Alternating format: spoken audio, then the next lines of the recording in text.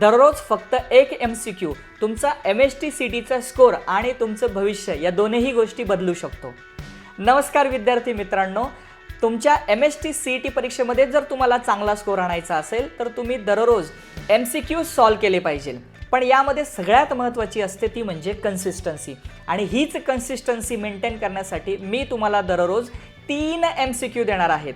पण हे तीनही MCQ तुम्हाला मी वेगवेगळ्या ठिकाणी देणार आहे। एक MCQ माझ्या यूट्यूबच्या कम्युनिटी पोस्टमध्ये तुम्हाला भेटणार आहे, एक MCQ तुम्हाला माझ्या टेलिग्राम ग्रुपमध्ये भेटणार आहे, आणि एक MCQ हा तुम्हाला माझ्या व्हॉट्सअप चॅनलमध्ये मिळणार आहे। आणि या तीनही MCQचे सेपरेट एक्सप्लेनेशन सुद्धा मी तुम्हाला त्या ठिकाणी प्रोव्हाइड करणार आहे। हे MCQ तुम्हाला तुमच्या MST CET 2020 पासून ते 2025 पर्यंतच्या ज्या परीक्षा आहे त्या परीक्षांमधलेच असणार आहे, आणि मोस्ट इम्पॉर्टंट MCQ हे तुमच्यासाठी त्या ठिकाणी मी प्रोव्हाइड करणार आहे।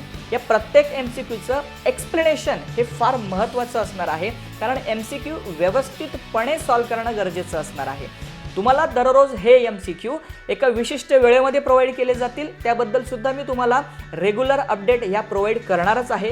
सो तुम्हाला जर या सर्वांच्या लिंक हव्या असतील तर माझा खाली एक व्हॉट्सअप नंबर तुम्हाला मी दिलेला आहे, त्याच्यावर जस्ट मला हाय टाका।